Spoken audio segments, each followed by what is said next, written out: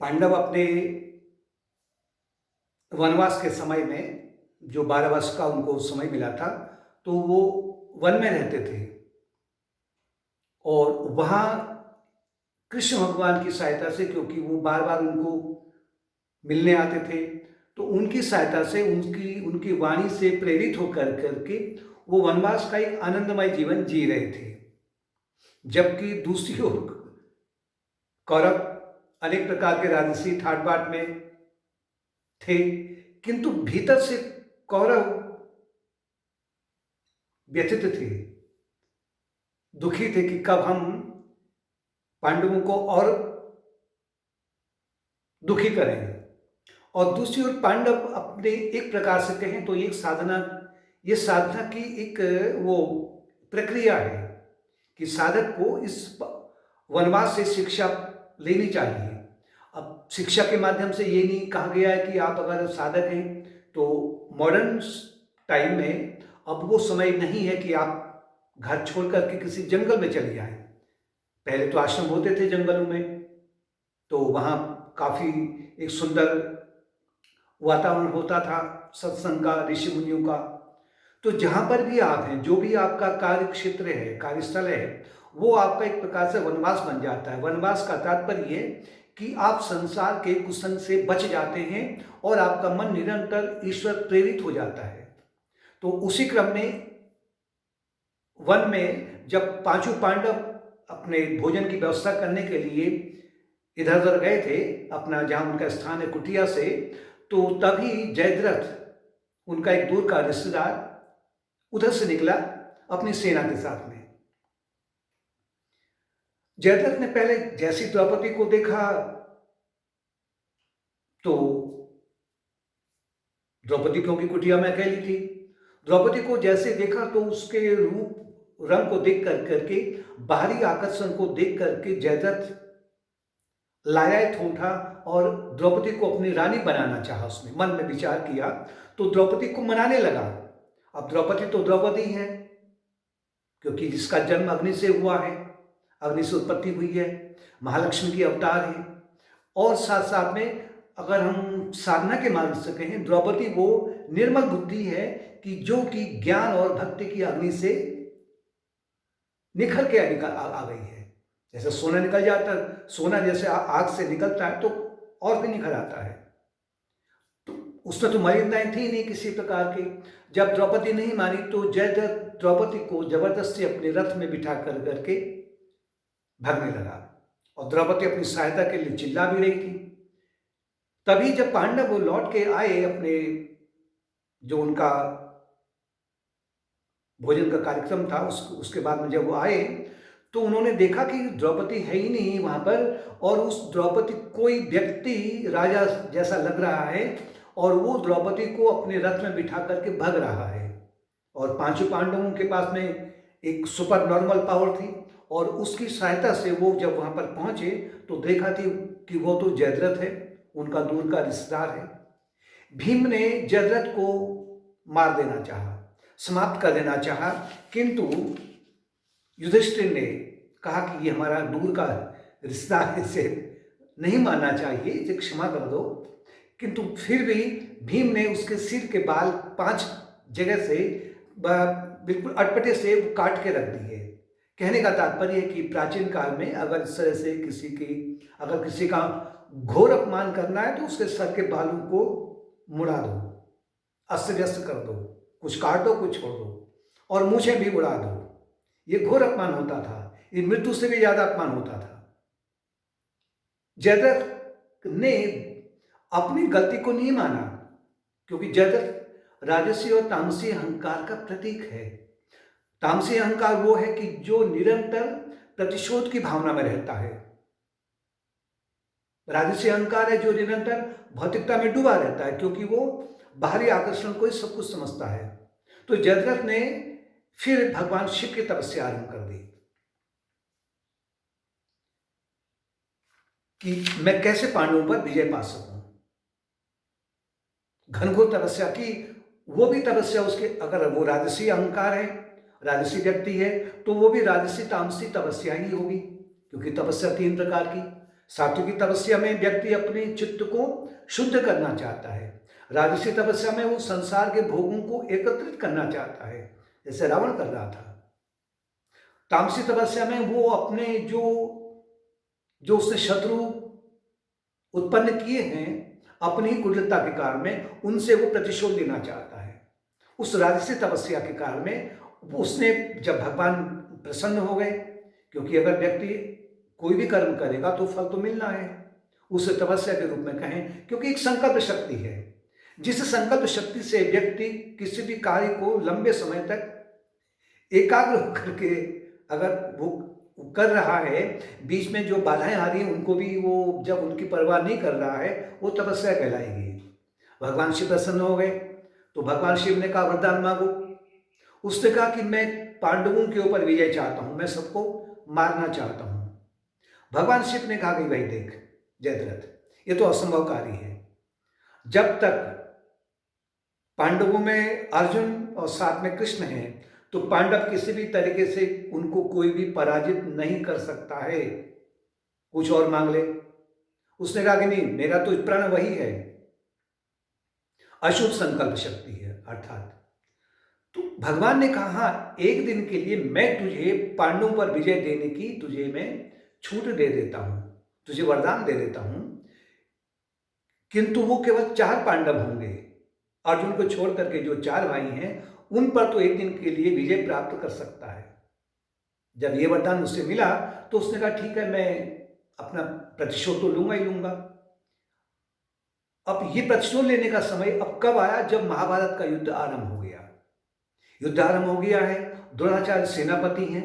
सेनापति द्रोणाचार्य ने क्या किया कि चक्रव्यूह का निर्माण कर दिया।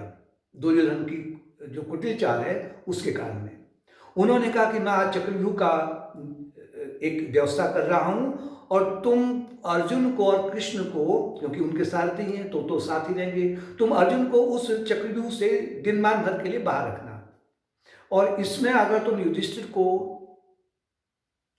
पकड़ लोगे तो तुम्हारी विजय निश्चित है। और दुर्योधन इस कुटिल चाल में जल्दी आ गया।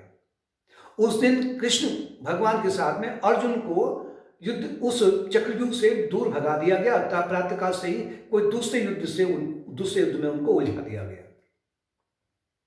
अब चारों पांडव मंत्रणा करने लगे क्या होगा, अब तो हार निश्चित है हमारी। जयद्रथ साथ में था, जयद्रथ है, दुशासन है, शकुनी है, कर्ण है, दुर्योधन है, और कौरवों ने जब मिल करके जब ऐसा व्यूह रचा था तो अब पांडव कहने लगे कि अब क्या होगा। उसी समय में अर्जुन के पुत्र अभिमन्यु आ गए, जो कि 18 वर्ष के थे, महाबलशाली थे। उन्होंने जब वो एक दिन रात को जब द्रौपदी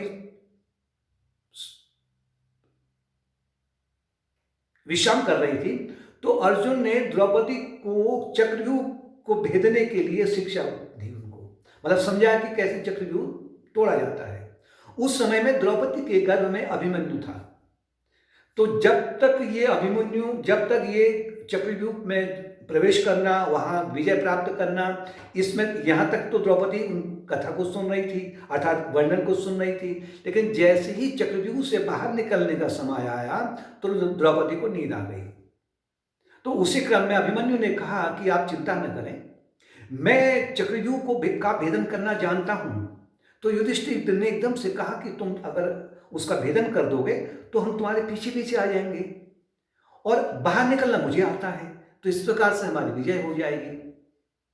बीच में वहां जयद्रथ कहने लगा कि अगर वो 4 पांडव हैं तो 4 पांडवों में अगर अभिमन्यु अगर चक्रव्यूह को भेद सकता है तो मैं 4 पांडवों को अंदर नहीं आने दूंगा, क्योंकि आज मेरा वो जो वरदान है, आज मेरा वो क्रियान्वित हो जाएगा। युद्ध आरंभ हो गया है, अभिमन्यु आगे हैं, 4 पांडव पीछे हैं।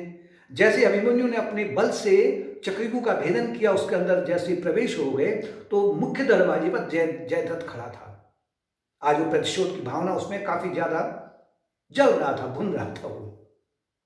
उसने 4 पांडवों को अंदर नहीं आने दिया, और व्यूह के भीतर अभिमन्यु केवल अकेला। एक युवक अगर कह सकते हैं, वो महारथी और 9 महारथी कौरवों के द्रोणाचार्य के साथ में हैं।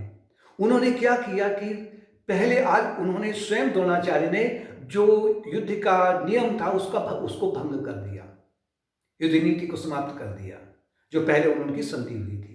उन्होंने 9 महारथी ने मिल करके पहले तो अभिमन्यु के रथ को चकनाचूर कर दिया अपने अनेक शस्त्रों से, अस्त्रों से। और फिर जो अभिमन्यु जब नीचे उतरा तो उसके जो अस्त्र शस्त्र थे उनको भी काट दिया। अंत में रथ का पहिया लेकर के जब वो लड़ रहा था इतनी वीरता के साथ में, अपने शौर्य के साथ में, तो उन 9 महारथियों ने अकेले निहत्थे अभिमन्यु को निर्ममता से मार दिया।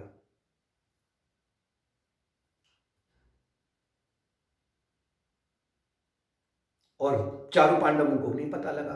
जब शाम को युद्ध समाप्त हुआ तो अर्जुन भी लौट के आए अपने युद्ध से, जहां वो व्यस्त किए हुए थे। जब उनको ये पता चला कि अभिमन्यु आज तो मारा गया है, तो अर्जुन ने उसी समय प्रण किया कि कल को सूर्यास्त से पहले मैं जयद्रथ का वध करूंगा, ये मेरा संकल्प है। और नहीं तो मैं स्वयं सूर्यास्त के बाद में मैं स्वयं अग्नि में प्रवेश कर जाऊंगा, भस्म हो जाऊंगा। और उन दिनों का नियम था कि रात्रि के समय में दोनों तरफ के योद्धा एक दूसरे के शिविर में आ जा सकते थे, बातें कर सकते थे, मंत्रणा कर सकते थे। वहां कोई भी युद्ध नहीं होता था, मित्रवत व्यवहार होता था। अब जब यह संदेशा कौरवों की सेना में पहुंचा तो उन्होंने चाल चली कि कल को जयद्रथ को सायंकाल तक अपने युद्ध में ऐसे उसको बचा के रखो कि उसके चारों ओर बड़े बड़े महारथी होंगे। अर्जुन को उसके पास तक नहीं पटकने दिया जाए, नहीं आने दिया जाए।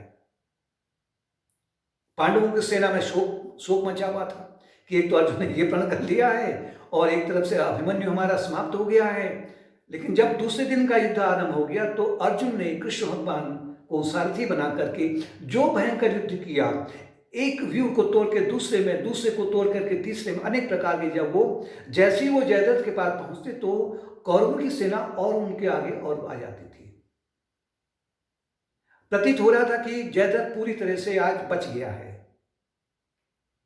युद्ध के क्षेत्र में क्या हुआ, दूसरी स्थिति उत्पन्न हो गई। घमासान युद्ध हो रहा है।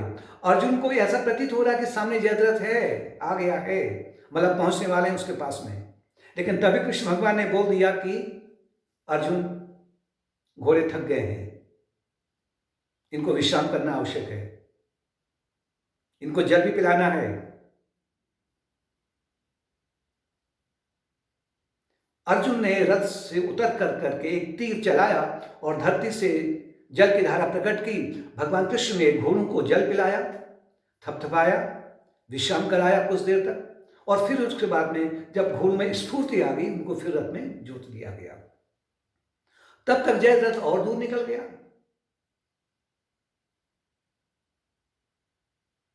तात्पर्य है कि ये जो महाभारत का युद्ध है, ये जो धर्म युद्ध है, इस धर्म युद्ध में ये साधक के लिए अनेक प्रकार की प्रेरणाएं ला रहा है।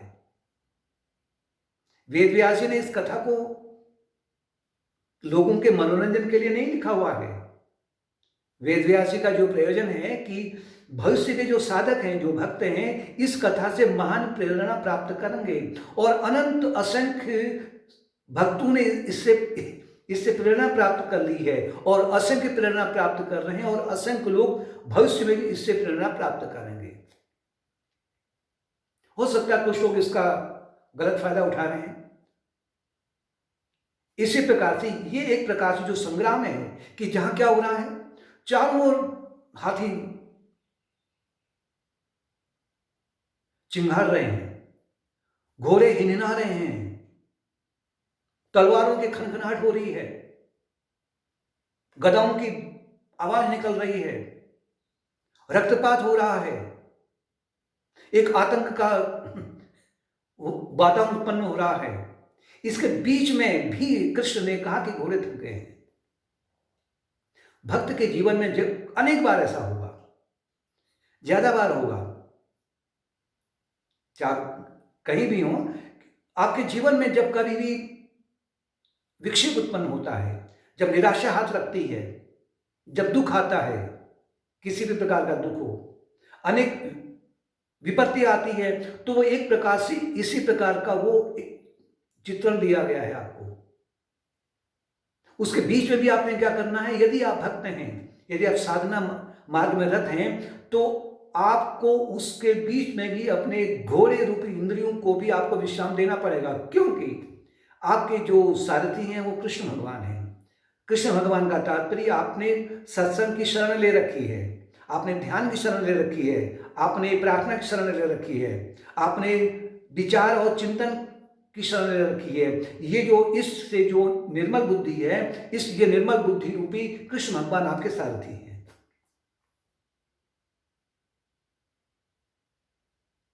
घनघोर परिस्थिति भी आती है, उसमें भी आपका जो कर्तव्य है कि मैं अपने इंद्रियों को शांत रखूं। आप रख सकते हैं।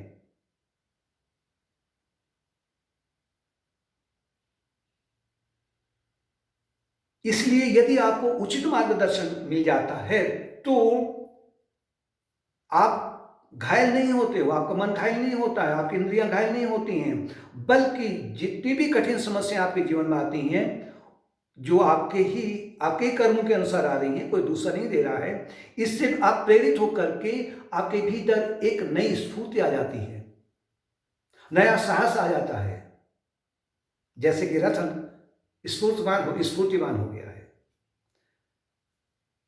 रथ जोड़ा, कुछ देर के बाद में सायंकाल हो गई, क्योंकि कृष्ण भगवान ने अपनी माया से, उन्होंने जैसे कि पूरे कुरुक्षेत्र के युद्ध क्षेत्र में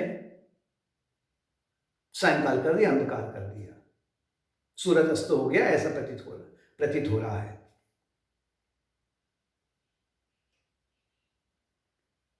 युद्ध समाप्त हो गया।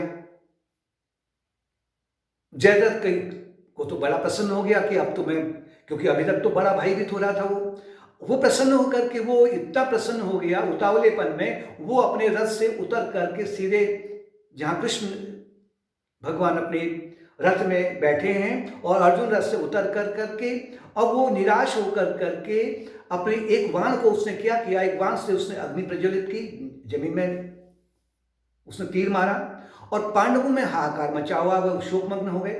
कौरवों की ओर बड़ा कह रहे हैं आप तो अपने अब युद्ध जीत लिया है, क्योंकि अर्जुन नहीं है तो युद्ध नहीं रहेगा। अब केवल भगवान कृष्ण कुछ नहीं कहते हैं, न प्रसन्न है न दुखी है। अर्जुन की सब क्रियाओं को देख रहे हैं कि कब ये, कि कैसे अग्नि की परिक्रमा कर रहा है, कैसे जयद्रथ की ओर देख रहा है, कैसे पांडवों की ओर देख रहा है, कैसे कौरव प्रसन्न हो रहे हैं। जब अर्जुन ने अपने गांडीव को नीचे रखा और धनुष को नीचे रखा और तीर को नीचे रखा, तो अग्नि में जैसे ही प्रवेश करना चाहा, सामने जयद्रथ था। भगवान कृष्ण ने कहा कि अर्जुन क्या कर रहा है, तू योद्धा है, क्षत्रिय है, तू अग्नि में प्रवेश कर रहा है, तो इसका मतलब ये थोड़ा कि तू अपने गांडीव को त्याग देगा। एक योद्धा की तरह से, क्षत्रिय की तरह से अग्नि में प्रवेश हो। गांडीव हाथ में पकड़, अपने बाएं हाथ में गांडीव पकड़, दाएं हाथ में तीर पकड़, जैसा होता है नियम। अर्जुन ने गांडीव पकड़ा, तीर पकड़ा और जैसे ही अग्नि में प्रवेश होने जा रहे थे अर्जुन, तो तभी भगवान ने अपनी माया को हटा लिया। अभी आधा घंटा तो सूरज है, अभी तो सूरज उग के आ गया है। अर्जुन ने कहा, अर्जुन से कहा कि अर्जुन, अभी सायंकाल नहीं हुई है, सूर्यास्त नहीं हुआ है, सब लोग देख रहे हैं। जयद्रथ हताश हो गया, उसके चेहरे की हवाइयां उड़ रही। कहा कि तेरे लक्ष्य तेरे सामने है, गांडी तेरे हाथ में है, तीर तेरे हाथ में है, केवल तुझे लक्ष्य को भेदना है और इसका सर तू काट दे। अर्जुन ने तुरंत ही बिना कहे भगवान कृष्ण का कहना माना, युद्ध क्षेत्र में कहना माना, गांडीव हाथ में पकड़ना था वो कहना माना, लक्ष्य भेदना था वो कहना माना, और एक तीर से उसने तभी जयद्रथ के सर को काट डाला।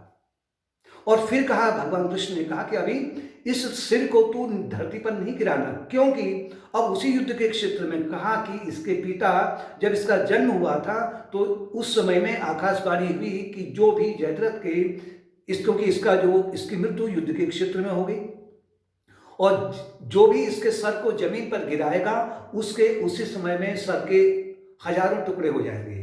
अतः अर्जुन, तो अपने इन तीरों की कला से इस सर को अभी आकाश में ही रखना, और जहां पर इस जयद्रथ के पिता अभी वो तपस्या में है, जैसे साधना में, जैसे ध्यान में बैठते हैं कि बाएं हथेली नीचे दाएं हथेली ऊपर और दोनों ऊपर की ओर, तो उस तीर को, इन तीरों की सहायता से तू जयद्रथ के सिर को इसके पिता के गोदी में डाल दे।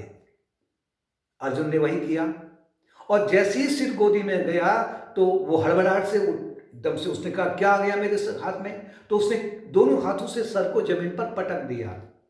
जैसे ही जमीन पर पटका तो कहने का तात्पर्य, अब अर्जुन ने वास्तव में जयद्रथ के सिर को जमीन पर नहीं गिराया, बल्कि उसके पिता ने सर को जमीन पर गिराया। तभी जयद्रथ के पिता के शरीर के हजारों टुकड़े हो गए, और बड़ी आसानी से अपने जो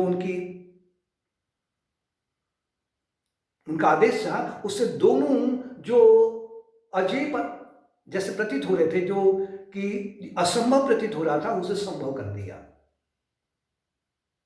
अब कथा ये कह सकती है, जो जो कथा के गुण रहस्य को नहीं जानना चाहते वो कह सकते हैं कि एक प्रकार से ये बड़ा अत्याचार हुआ है, क्रूरता से इन दोनों का वध हुआ है। ऐसा क्यों किया, सूर्यास्त क्यों किया, या सर उसके पिता के गोदी में क्यों डाला? तो ये जो महाभारत है, ये साधक के लिए, जो मैंने पहले कहा था, साधक के लिए महाभारत के अनुसार में, इसकी शिक्षा के अनुसार में, उसके लिए कुछ भी कठिन नहीं है उसके जीवन में।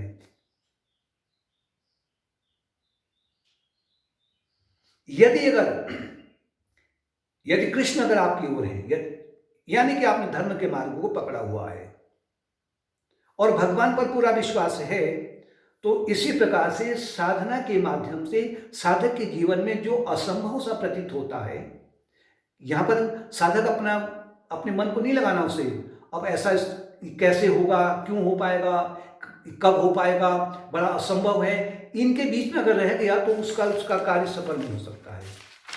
उसको केवल शरणागति रखनी है। शरणागति के साथ साथ में उसे अपना जो कर्तव्य कर्म है, युद्ध है, साधक का जो भी कर्तव्य कर्म है, उसको अपनी पूरी क्षमता से करना है।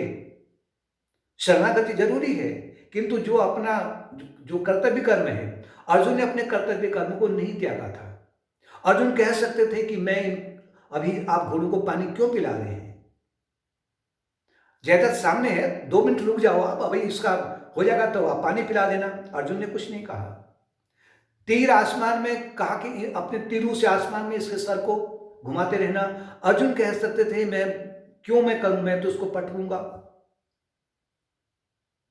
गांडी में क्यों हाथ में रखूं, मैं तो जा रहा हूं समाप्त होने के लिए, मैं तीर क्यों हाथ में पकड़ूं। अर्जुन ने कुछ नहीं कहा, अर्जुन ने केवल शरणागति ली। अर्थात धर्म के मार्ग को पकड़ करके आप जो भी कार्य करते हैं, और कृष्ण भगवान आपके सारथी हैं, निर्मल बुद्धि है, तो भक्त के जो कार्य हैं वो जो असफल भी जो प्रतीत हो रहा है, जो महान असंभव भी प्रतीत हो रहा है, वो संभव हो जाता है। जयद्रथ कौन है? जयद्रथ है राजसी और तामसी बल का प्रतीक। तामसी और राजसी बल ये भ्रमित कर देते मन को और उसका पतन करा देते हैं। और यही भ्रम, अर्थात जैसे जयद्रथ ने चारों पांडवों को चक्रव्यूह में प्रवेश करने से रोक दिया था, यही जो राजसी और तामसी बल है, ये भक्त के पुरुषार्थ को कमजोर कर देते हैं। धर्म, अर्थ, काम और मोक्ष को कमजोर कर देते हैं, जो 4 भाइयों के रूप में दिए गए हैं,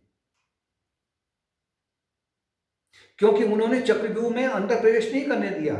राजसी तामसी अहंकार ही, या राजसी और तामसी बल ही आपको अनेक बार साधना मार्ग में डगमगा देता है। अनेक बार आपके जीवन में ऐसी स्थिति आएगी, ये नहीं कि आप एक ही बार सफल हो जाओगे, लेकिन अंत में राजसी और तामसी अहंकार अपने प्रभाव को छोड़ देता है। मतलब ये जो राजसी और तामसी अहंकार है, ये विलीन हो जाता है, कहीं तो ट्रांसफॉर्म हो जाता है। जो शॉर्ट सर्किट एनर्जी थी, बिजली थी, वो ठीक हो जाती है। ठीक हो जाती है, आपका अहंकार सात्विकी बन जाता है। सात्विकी बन जाता है तो उसी क्रम से आपके जीवन में शरणागति बढ़ते जाती है, और आपका जो कर्तव्य कर्म है, धर्म का युद्ध है, उसके प्रति आपका एक प्रकार से और विश्वास बढ़ जाता है।